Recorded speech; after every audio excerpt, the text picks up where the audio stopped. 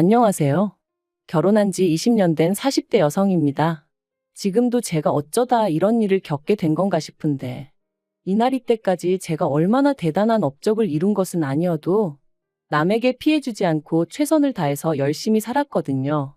그런데 최근에 시부모님을 비롯한 시댁 식구들과 겪어야 했던 갈등은 제가 제대로 살아온 게 맞나 싶은 의문을 갖게 하네요. 정말이지 생각하면 할수록 어이가 없다니까요? 남편하고는 처음 대학교에서 알게 된 사이예요. 다만 같은 전공은 아니었는데 어쩌다 보니 같은 교양 과목을 듣게 되면서 서로 안면을 트게 되었죠. 참고로 당시 저는 2학년이었고 남편은 막 복학한 저보다 4살 많은 선배였어요. 그래서 저는 남편이 남자로 보이고 안 보이고를 떠나 그냥 너무 불편했는데 남편은 아니었답니다. 자기 말로는 저한테서 빛이 나더라며 첫눈에 반했었다나요? 하지만 남편이 아무리 듣기 좋은 말을 해줘도 별로 개의치 않았어요. 사실 그때만 하더라도 저는 누구랑 연애를 하는 것에는 별 관심이 없었거든요. 그래서 남편이 사귀자고 할 때마다 이 핑계 저 핑계 대가며 번번이 거절했는데 글쎄 남편이 포기를 안 하는 거예요. 그리고 그게 1년 이상 지속되니까 나중에는 어이없기도 하고 웃기기도 하고 얼마나 내가 좋으면 저 오빠가 저러나 싶더라니까요. 그래서 결국 알겠다고 했어요. 이제 와서 말이지만 솔직히 당시 제 속마음은 그래 사귀자는 거지 결혼하자는 것도 아닌데 사귀어보고 아니다 싶으면 차버리지 그런 생각도 있었거든요. 하지만 제 예상과는 달리 저희 두 사람의 연애는 8년이나 이어졌고 결국엔 부부의 연까지 맺게 되었네요. 이제 와서 말이지만 결혼까지의 과정이 순탄치만은 않았어요. 사실 결혼 이야기가 막 나오기 시작했을 때만 하더라도 당장 저희 친정 부모님부터가 더는 시간 끌지 말라며 이러다 결혼 안 하게 되면 저도 그렇고 남편에게도 좋을 거 없다시며 성하셨거든요. 그리고 남편은 진작부터 결혼 이야기를 꺼내던 사람이었으니 저희 친정 부모님의 이런 말씀을 너무나 기쁘게 받아들였어요. 그런데 문제는 그 시기에 아버님이 하시던 사업이 부도가 나버린 거죠. 사실 아버님 사업이 조금씩 어려워지고 있는 건 남편을 통해 들은 바도 있고 해서 저도 어느 정도 알고는 있었는데 그래도 그렇게 빨리 무너져 버릴 줄은 몰랐거든요. 정말이지 이걸 어떻게 친정에 말해야 하나. 말 그대로 미치겠대요? 솔직히 헤어져야겠다는 생각은 안 했기에 어떻게 친정 부모님을 설득해야 하나 그 걱정이 더 컸던 것 같아요. 그런데 안 좋은 일은 연달아 온다더니 그게 끝이 아니었습니다. 아버님 사업이 어려워지자 빚쟁이들이 집에 찾아오기 시작했거든요. 그리고 결국 어머님께서 그 사람들을 감당해내지 못하고 알아눕게 되시면서 시댁이 말 그대로 집안이 쑥대밭이 되어버렸죠. 그리고 이 상황을 알게 되신 저희 친정부모님께선 이런 마당의 결혼은 무슨 결혼이냐고 하루빨리 헤어지라 하시대요. 지금이야 친정부모님은 오로지 제 안위만을 걱정하여 하셨던 말씀이라는 걸 알아요. 하지만 당시에는 그런 친정부모님이 어찌나 매정하게 보이고 야속했는지 모릅니다. 게다가 남편한테는 또 얼마나 미안하던지요. 가뜩이나 힘든 상황에 놓인 남편에게 제가 큰 상처를 주는 것 같았거든요. 아무튼 결국 그런 친정부모님을 설득한답시고 제가 단식투쟁을 했어요.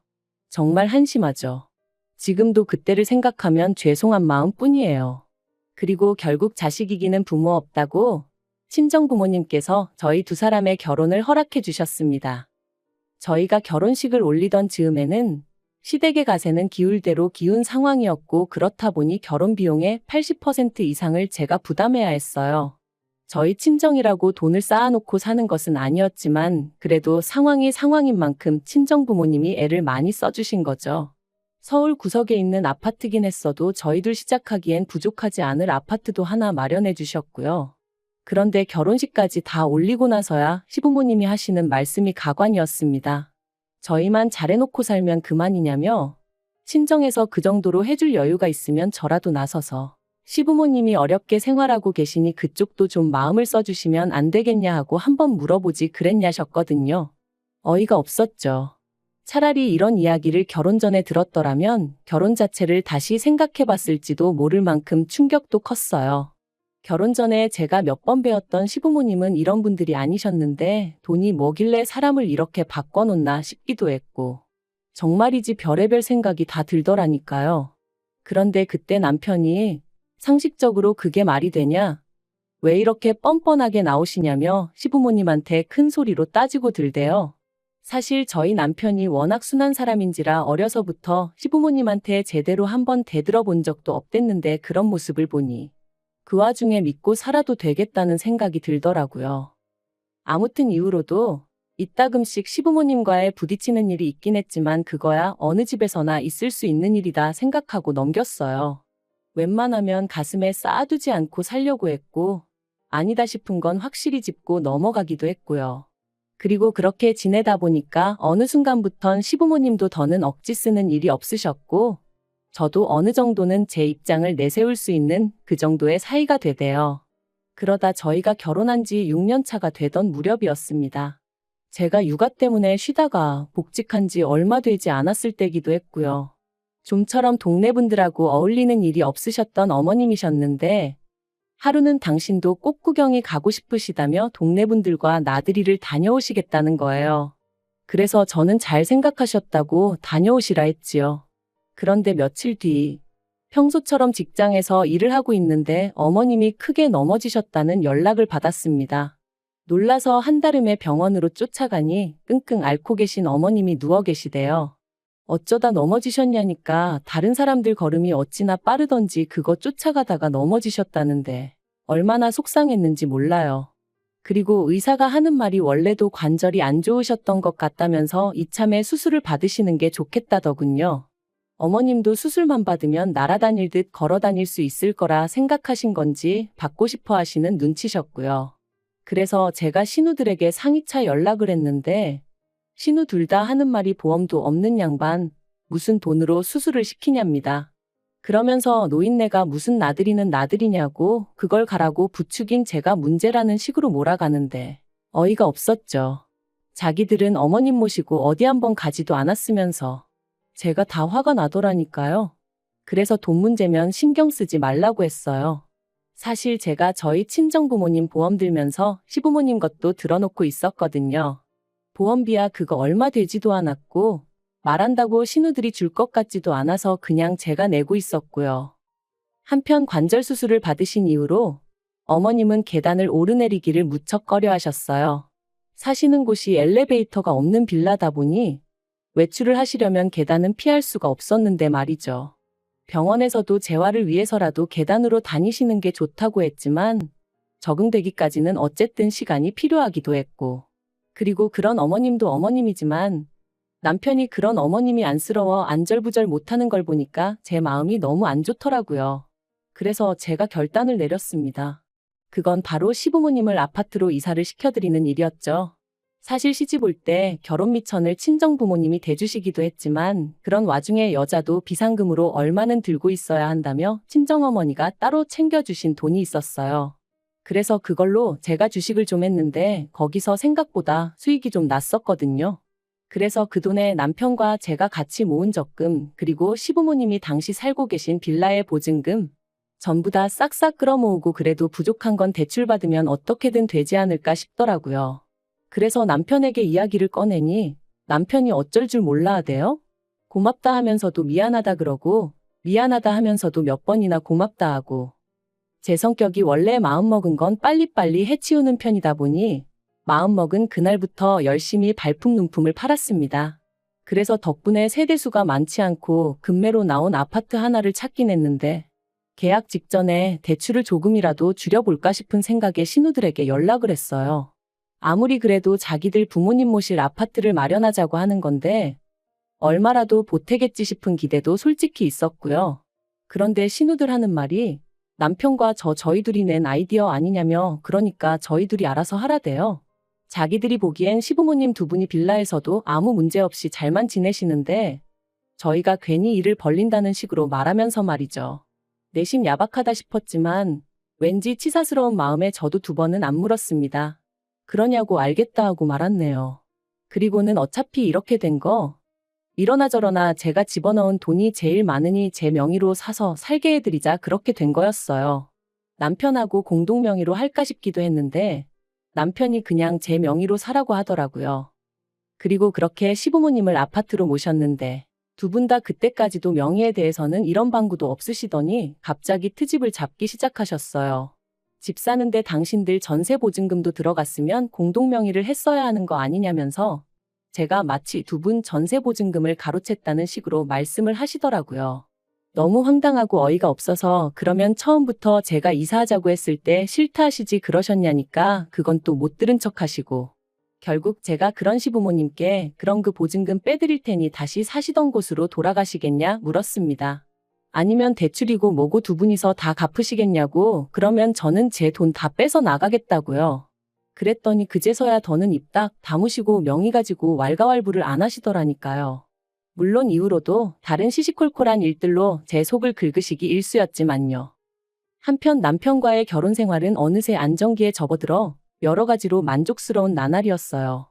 남편이나 저나 서로 싫다 하는 건 안 하는 성격이다 보니 서로 마음고생시키는 일도 없었고 종종 주변에서 신혼이냐 물을 만큼 사이가 좋았답니다. 그런데 그런 남편이 올해 초 퇴근길에 신호등 건너다가 버스에 치여서 제대로 인사도 못하고 떠났어요. 앞으로 한 10년만 더 일하고 은퇴하자. 은퇴해서 우리 둘이 여기저기 여행 다니며 재밌게 살자. 그 무렵 남편이 입버릇처럼 하던 말이었는데 그렇게 허무하게 떠나더라고요. 인생 참 별거 없다 싶대요. 그러다 지난달이었습니다. 웬일로 시부모님도 그렇고 신우들까지 저더러 만나자고 하더라고요. 여러 가지로 정리를 좀 해야 하지 않겠냐면서 말이죠. 그리고 그때 직감적으로 돈 이야기를 하려는 건가 싶더라고요. 남편 생전에 시부모님 생활비 대부분을 저희가 담당했었거든요. 참고로 시부모님한테 저희가 100만 원, 신우 둘이 각자 25만 원씩 보내드리다가 남편 떠나고 나서는 제가 보내드리던 돈을 줄였습니다. 맞벌이에서 당장 외벌이가 된 것도 있었고 어쨌든 산 사람은 살아야 된다고 저도 저지만 미술 전공이던 딸의 수업료를 생각하면 어쩔 수 없는 선택이었죠. 그래서 50만 원만 보내드린다 말씀드렸고 아버님 어머님 두 분 다 수화기 너머로 목소리가 좋진 않으셨지만 알아서 하라고 하시대요. 그리고 솔직히 그 당시 저에게는 두 분 기분을 헤아려 드릴 만한 여력이 없기도 했고요. 아무튼 그렇게 약속 당일 시댁에 다 같이 모였는데 큰신우가 먼저 저에게 할 이야기가 있다고 하더니 생각지도 못한 아파트 명의 이야기를 꺼냈습니다. 그리고 이어지는 말이 얼마나 어이가 없었는지 몰라요. 한다는 소리가 아들 잃은 부모 마음이 오죽하겠냐 하더니 아버님 어머님 두 분 다 너무나 외롭고 헛헛해 하신다면서 이참에 두 분 살고 계신 제 아파트 명의를 두 분 명의로 바꿔드리면 안 되겠냐는 거예요. 그러면 하다못해 아들이 당신들한테 집이라도 해주고 떠났다 뭐 이런 위로를 받으실 수 있지 않겠냐면서 말이죠. 그리고 저는 그런 말도 안 되는 소리를 듣고만 있을 수는 없더라고요. 그래서 제가 비록 대출을 남편하고 같이 갚긴 했지만 그래도 제 명의인 아파트인데 명의를 바꿔드린다고 아버님 어머님이 위로를 받으신다니 뭔가 좀 말이 안 되는 것 같다고 싫다고 했네요. 그랬더니 그렇게 안 해주면 제가 언제든 두 분을 내쫓을 수도 있는 거 아니냐며 시부모님이 불안해서 어떻게 사시겠냐고 뭔가 믿고 의지할 만한 그런 게 있어야 할 거 아니냐대요. 그리고는 한다는 말이 걱정 말라며 시부모님 돌아가시고 나면 그 아파트는 다시 저에게 오게 해주겠다는데 솔직히 그 말을 어떻게 믿나요? 막말로 제 손 떠나고 나면 끝이잖아요. 그래서 그래도 싫다. 왜 일을 복잡하게 만들어야 하냐 하고는 거절했습니다. 그랬더니 신우 둘 다 우리 가족을 못 믿는 거냐며 길길이 날뛰는데 못 믿는 건 오히려 시부모님이나 신우들 아니냐 했네요. 제가 재혼이라도 할까봐 걱정되니까 제 아파트라도 어떻게든 가져가려고 그러는 거 아니냐고요. 그러자 신우가 시부모님 재산도 제가 다 가져갔지만 그래도 자기들은 아무 말도 안 했었다면서. 그런데 저는 그 말을 들으니까 우라가 치밀더라고요. 막말로 그 얼마 되지도 않는 전세보증금 진작에 내드리고 세입자를 받았으면 아니 아예 팔아버렸으면 1억은 우습게 남겨먹었을 텐데 말이죠.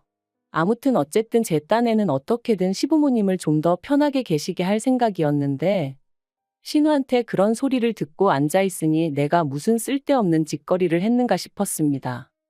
그래서 마지막으로 대화를 나누고 2주 만에 시부모님한테 이사하실 집 알아보시라 했어요.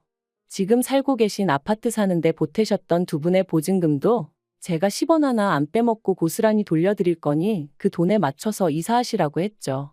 그랬더니 이제 난리가 났어요. 신우들도 저더러 아무리 자기들 오빠가 죽었어도 그렇지 하루아침에 이렇게 나올 수가 있냐면서 그런데 제가 느낀 건 남편 죽고 나서 오히려 저를 가족이 아니라고 선포한 건 시부모님과 시누들이었거든요. 하지만 더 황당한 건 그런 와중에 시부모님이 저를 상대로 생활비를 가지고 흥정을 하려 하셨다는 거예요. 이사를 갈 때 가더라도 생활비는 예전처럼 100만 원씩 보내라고, 그러지 않으면 하늘에 있는 당신들 아들이, 그러니까 저희 남편이 저를 용서치 않을 거라나요? 그리고 저도 이때는 눈에 뵈는 게 없었어요. 그래서 남편 죽고 며느리가 시부모 생활비 챙겼다는 얘기는 들어본 적이 없다고, 생활비도 이제 못 드린다 그러니 연락하지 마시라 그렇게 내질러 버렸죠. 그리고 이후로 변호사를 만났는데 변호사 말이 저더러 신경 쓸 거 하나 없답니다. 여러 가지 조건을 살펴봐도 제 명의로 된 아파트고 명의자인 제가 그럴 의사가 없는 한 시부모님이 제 아파트를 가로채는 건 가당치도 않은 일이라면서 말해요. 그리고 저희 딸도 이젠 제가 자기 할머니나 고모들한테 어지간히 시달리는 걸 눈치챘던 건지 자긴 상관없으니 엄마 하고 싶은 대로 해 그러더라고요. 그래서 결국 친정에 들어가서 사는 쪽으로 얘기가 되어가고 있어요. 남편하고 살던 아파트는 당분간 비워두고 어머님 아버님 사시는 아파트는 생각만 하면 한숨부터 나오는 게 지금 이사 안 가신다고 버티고 계시거든요. 일단 겨울은 계시게 해야 되나 싶기도 하고. 아무튼 내년 봄쯤에는 앞으로 전망이 어떻건간에 그냥 팔아버리려고요. 솔직히 시작부터 받은 거 하나 없었어도 남편을 생각해서 시부모도 내부모다 생각하고 두 분 돌아가시는 날까지 며느리 도리는 다 하려고 했는데 저 혼자 한 약속이지만 지키지 못하게 된 현실이 남편을 생각하면 미안하고 그래요. 하지만 남편도 그곳에서 저를 이해해주고 있겠죠. 아무튼 당분간은 제 마음 추스리고 애만 보면서 살렵니다. 시댁 쪽은 생각도 하지 않으려고요.